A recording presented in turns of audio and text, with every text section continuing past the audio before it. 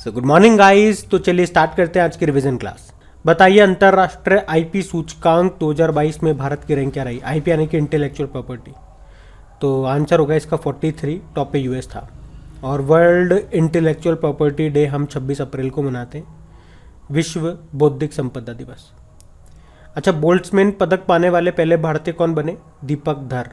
और अगर मैं आपसे पूछूं कि अंक ज्योतिषी न्यूमेरोलॉजी में पहली बार गिनीज वर्ल्ड रिकॉर्ड बनाया किसने? जेसी चौधरी ने। खजुराहो के मंदिर कहाँ पर है? मध्य प्रदेश के छतरपुर में है। कौन सी शैली में बने? पंचायतन शैली में। और अगर पूछे सबरीमाला मंदिर आपको मिलेगा कहाँ पे? केरल में। मकर विलक्कू त्योहार यहीं पे लगता है। लॉर्ड अयप्पा को समर्पित है ये मंदिर।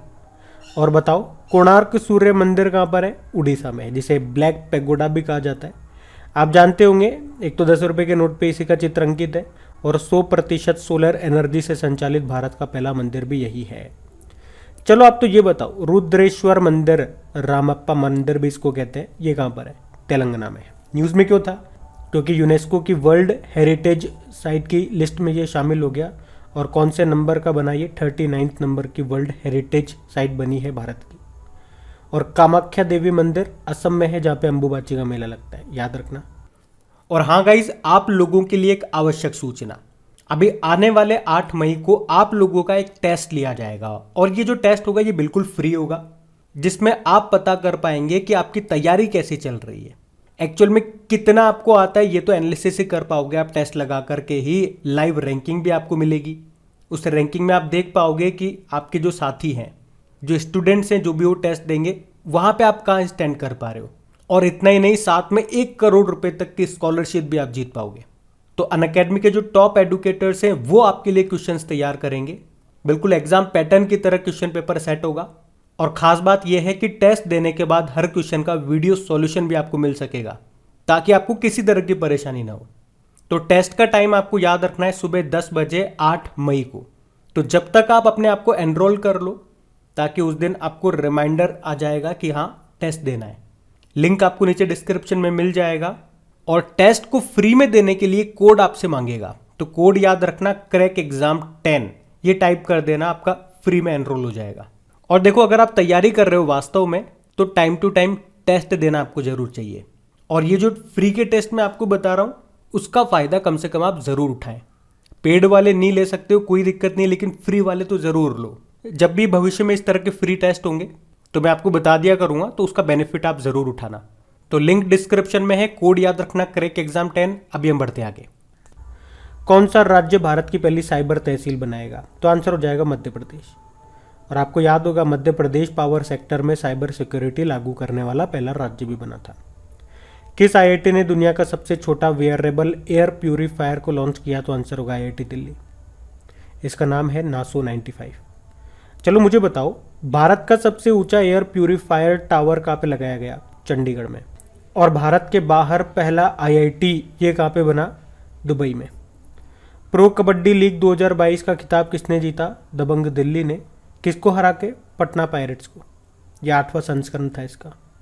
भारत का पहला ओपन रॉक म्यूजियम कहाँ पे खुला? तो आंसर होगा हैदराबाद में। और भारत का पहला मेरीटाइम म्यूजियम, समुद्री संग्रहालय कहाँ पे खुलेगा? गुजरात में, गुजरात के लोथल में। भारत का पहला लेबर मूवमेंट म्यूजियम कहाँ पे खुलेगा? केरल के अलापुझा में। और भारत का पहला डिजिटल फूड म्यूजियम कहाँ पे खुला? तो तमिलनाडु के तंजावुर में। चलिए बताओ, इंटरनेशनल म्यूजियम डे कब होता है? 18 मई को। और तमिलनाडु के तट को क्या कहते हैं? कोरोमंडल तट कहते हैं। केरल के तट को कहते हैं मालाबार तट। राष्ट्रीय डुगोंग संरक्षण केंद्र कहाँ पर स्थित है? तमिलनाडु में। तमिलनाडु का क्लासिकल डांस है भरतनाट्यम। मीनाक्षी मंदिर भी आपको मिलेगा तमिलनाडु में। तमिलनाडु में मदुरै में वेगई नदी के किनारे स्थित है ये। और किस शैली में बना है? तो द्रविड़ शैली। बाकी तमिलनाडु का एक सत्यमंगलम टाइगर रिजर्व और याद रखो, जिसे TX2 अवार्ड मिला था। भारत की पहली बुलेट ट्रेन ये चलेगी जापान की सहायता से। कहाँ से कहाँ? मुंबई से अहमदाबाद।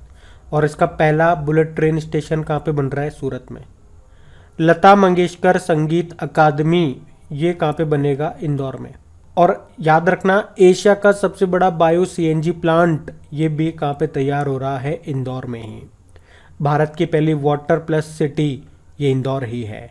और बायोमास से हाइड्रोजन प्लांट ये बनेगा मध्य प्रदेश के खंडवा जिले में। अच्छा बताइए, विश्व मुख स्वास्थ्य दिवस वर्ल्ड ओरल हेल्थ डे कब मनाया जाता है? तो आंसर होगा 20 मार्च को।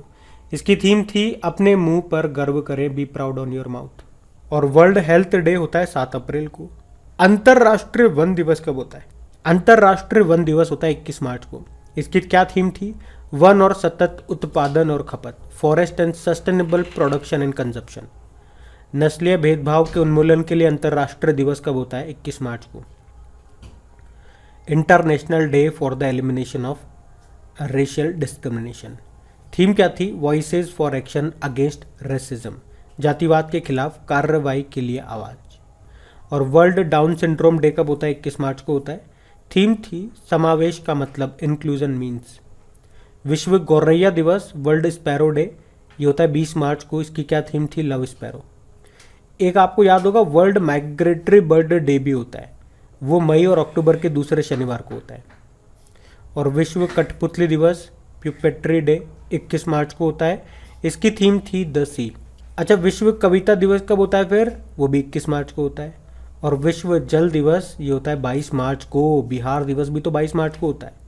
और विश्व जल दिवस की इस बार थीम क्या थी वर्ल्ड वाटर डे की? भूजल अदृश्य को दृश्यमान बनाना, ground water making the invisible visible. और 22 तारीख से हमने 3 डे याद करें लगातार महीने वाले, 22 मार्च, 22 अप्रैल और 22 मई। 22 मार्च को आपने कहा वाटर डे, 22 अप्रैल को अर्थ डे और 22 मई को बायोडाइवर्सिटी जैव विविधता दिवस। विश्व मौसम विज्ञान दिवस कब होता है? वर्ल्ड मेटेओरोलॉजिकल डे 23 मार्च को। इसकी थीम है early wearing and early action. चलो मुझे बताओ, वर्ल्ड मेटेओरोलॉजिकल ऑर्गेनाइजेशन का हेडक्वार्टर कहाँ पर है? तो आंसर होगा जेनेवा स्विट्जरलैंड में। अब पुराने महीने के करंट अफेयर्स का रिवीजन करेंगे। तो बताइए, भारत में खेतों में कीटनाशकों का छिड़काव करने के लिए कितने किसान ड्रोन शुरू किए गए? तो आंसर होगा 100। अच्छा, अगर मैं आपसे पूछूं किसान स्टोर किसने शुरू किया था? तो अमेजोन ने। बताइए, नदियों में नाइट नेविगेशन मोबाइल एप्लीकेशन को लॉन्च करने वाला देश का पहला राज्य कौन सा बना? तो आंसर होगा असम। उद्देश्य क्या है? ब्रह्मपुत्र नदी पर जल परिवहन को रात में भी बेहतर बनाने के लिए इसे लॉन्च किया गया। विश्व के नंबर 1 शतरंज चैंपियन को हराने वाले सबसे युवा खिलाड़ी कौन बने? तो आंसर होगा आर प्रज्ञानंदन। और वैसे विश्व के नंबर 1 चेस प्लेयर कौन है? मैग्नस कार्लसन है, नॉर्वे से हैं ये। अंतर्राष्ट्रीय रबड़ अध्ययन समूह का नया अध्यक्ष किसे बनाया गया? इंटरनेशनल रबड़ स्टडी ग्रुप का। तो आंसर होगा KN राघवन और इसका हेडक्वार्टर है सिंगापुर में। सबसे कम उम्र के ATP 500 विजेता कौन बन गए? कार्लोस अल्काराज, ये स्पेन के हैं, उम्र है 18 साल। टेनिस से आपको याद होगा ऑस्ट्रेलियन ओपन जो 2022 का पहला ग्रैंड स्लैम था, ऑस्ट्रेलियन ओपन 2022 जिसमें पुरुषों का खिताब जीता था, यानी कि men single title Rafael Nadal ने, ये भी स्पेन के हैं। और महिलाओं में जीता था वुमेन सिंगल एशले बार्टी ने, ये ऑस्ट्रेलिया से हैं और अभी आपको याद होगा संन्यास की घोषणा कर दी इन्होंने। चलिए बताइए, किस देश की पुरुष टीम ICC T20 रैंकिंग में नंबर 1 बन गई? तो आंसर होगा भारत। और जम्मू कश्मीर के डोडा जिले के ब्रांड उत्पादक कौन है? लेवेंडर, या इसे आप कह दीजिए भारत की बैंगनी क्रांति। तनिष्का कोटिया को गुरुग्राम के लिए बेटी बचाओ बेटी पढ़ाओ का ब्रांड एम्बेसडर बनाया। इनका संबंध किससे है? चेस, शतरंज। अच्छा, थम्स अप ने किसे अपना ब्रांड एम्बेसडर बनाया? तो आंसर होगा शाहरुख खान को। एशिया प्रांत में अपने ग्राहकों की चिंताओं को दूर करने के लिए बेंगलुरु में एक साइबर सुरक्षा केंद्र शुरू करेगा कौन? IBM। इंटरनेशनल बिजनेस मशीन इसका फुल फॉर्म होता है। इसे बिग ब्लू के नाम से भी जानते हैं। न्यूयॉर्क में हेडक्वार्टर है और इसके CEO अरविंद कृष्णा है। चलिए बताइए, केंद्रीय उत्पाद शुल्क दिवस कब मनाया गया? Central excise day. तो आंसर होगा 24 फरवरी को। और वैसे बताइए, हमारे central board of excise and customs के अध्यक्ष कौन है? विवेक जोरी है। और उर्दू भाषा में साहित्य अकादमी पुरस्कार 2021 देने की घोषणा की गई थी किसे? चंद्रबान ख्याल को। साहित्य अकादमी पुरस्कार आपको पता है 24 भाषाओं में दिया जाता है, 22 तो आपके संविधान की 8वीं अनुसूची वाली हो गई, एक अंग्रेजी हो गई और एक राजस्थानी। हिंदी का दिया गया दया प्रकाश सिन्हा को, सम्राट अशोक नाम का उनका नाटक है उसके लिए। और इंग्लिश का नमिता गोखले को थिंग टू लीव बिहाइंड के लिए। प्रधानमंत्री आर्थिक सलाहकार परिषद का पूर्णकालिक सदस्य किसे बनाया गया? संजीव सान्याल को। वैसे मुख्य आर्थिक सलाहकार बने अभी वी अनंत नागेश्वरन, और नेशनल सिक्योरिटी एडवाइज़र ये हैं अजित डोवाल। हाइबरी नाम से पहली हाइड्रोजन से चलने वाली ट्रेन लॉन्च की किसने? जापान ने।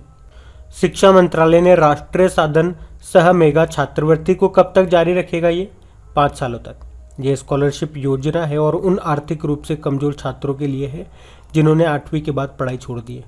बताइए एक्सरसाइज कोबरा वॉरियर 2022 नाम का युद्ध अभ्यास, इसमें कौन पार्टिसिपेट करेगा? ये वाला मत लेना। खजुराहो के जो ये मंदिर है पंचायतन शैली में बने हुए हैं, चंदेल शासकों ने इनको बनाया। आईडीबीआई बैंक के एमडी सीईओ कौन बन गए? राकेश शर्मा बन गए। हेडक्वार्टर इसका मुंबई में है। बैंकिंग फॉर ऑल इसका टैगलाइन होता है। किस शहर ने अपने भविष्य का संग्रहालय खोला है जिसे वे दुनिया की सबसे खूबसूरत इमारत कह रहा है? तो आंसर होगा दुबई। और आपको पता है विश्व की पहली पेपरलेस सरकार दुबई ही है। भारत के बाहर अगर पूछे किस देश में पहला आईआईटी स्थापित होगा तो दुबई में ही। किस राज्य या यूनियन टेरिटरी सरकार ने जन भागीदारी अधिकारिता पोर्टल को लॉन्च किया? तो आंसर होगा जम्मू कश्मीर। और किस देश ने सी डोम नौसेना वायु रक्षा प्रणाली का परीक्षण किया? अभी आंसर होगा इजराइल ने। अच्छा, आपको याद होगा इजराइल ने अभी एक लेज़र प्रणाली का भी सफल परीक्षण किया था। उस लेज़र बीम से ही वो दुश्मनों की मिसाइलों को फोड़ देगा। उसका नाम क्या रखा था ये बताओ आप तो। अब हम कल के करंट अफेयर्स को रिवाइज कर लेते हैं। तो बताइए विश्व अस्थमा दिवस कब मनाया गया? ये देखो मई के पहले मंगलवार को मनाया जाता है, तो इस बार हमने 3 मई को मनाया। थीम है closing gaps in asthma care. मई 2022 में 24वें डेफ ओलंपिक्स का आयोजन ये कहाँ पे हुआ? ब्राज़ील में हुआ। और इस बार ये जो हुआ ये समर वाला है। जैसे ओलंपिक में होते हैं ना समर वाले और विंटर वाले, उसी तरह से ये समर वाला है। एक्चुअली में जो डीफ यानी कि बधिर एथलीट होते हैं वो पार्टिसिपेट करते हैं इसमें। जैसे कि हम नहीं कहते क्या ओलंपिक में तो नॉर्मल लोग पार्टिसिपेट करते हैं, एक पैरा ओलंपिक होते हैं जो पैरा एथलीट होते हैं वो पार्टिसिपेट करते हैं, और ये है डेफ ओलंपिक्स आप बोल सकते हो इसे। तो बधिर एथलीट इसमें पार्टिसिपेट करते हैं। और अगले साल विंटर वाला होगा वो कनाडा में होगा। बताओ डीडी नेशनल के किस शो ने ENBA अवार्ड 2021 जीता? तो आंसर होगा best friend for ever. ENBA का मतलब हो गया exchange for media news broadcasting awards. फिर बताइए गूगल के नए सार्वजनिक नीति प्रमुख के रूप में किसे नियुक्त किया गया? अर्चना गुलाटी को। किस देश की क्रिकेट टीम विश्व की नंबर 1 रैंकिंग वाली T20 टीम बन गई है? तो भारत। ICC ने नई रैंकिंग जारी की है, तो T20 रैंकिंग में भारत टॉप पर है। टेस्ट रैंकिंग में ऑस्ट्रेलिया की टीम टॉप पर है और वनडे में न्यूजीलैंड की टीम। वैसे भारत के कप्तान कौन है? रोहित शर्मा है। बताओ किसने 2022 के विश्व स्नूकर चैंपियनशिप को जीता? रूनी ओसुल्लिवन। ये इंग्लैंड के स्नूकर हैं, 7वीं बार इन्होंने ये वर्ल्ड टाइटल जीता है। और इसलिए भी ये प्रश्न इंपॉर्टेंट हो जाता है क्योंकि इनकी उम्र 46 ईयर, और इस उम्र में वर्ल्ड चैंपियन बनने वाले ये सबसे उम्र दराज खिलाड़ी बन गए हैं। किस फुटबॉल क्लब ने 35वां स्पेनिश लीग खिताब जीता? तो आंसर होगा रियल मैड्रिड। 12वीं हॉकी इंडिया सब जूनियर पुरुष राष्ट्रीय चैंपियनशिप ये कहाँ पे शुरू हुई? गोवा में। अंतर्राष्ट्रीय अग्निशमन दिवस कब मनाया जाता है? 4 मई को। और जियो सावन के नए CEO बन गए भी सहस मल्होत्रा। डिफाल्टरों से धन की वसूली के लिए सर्वोच्च न्यायालय ने एक समिति बनाई है, उसके अध्यक्ष बनाया है प्रदीप नंदराजोग को। तो गाइस ये था आज का आपका रिवीजन वाला सेशन अच्छा लगा है तो लाइक करके शेयर ज़रूर कीजिएगा। Thank you.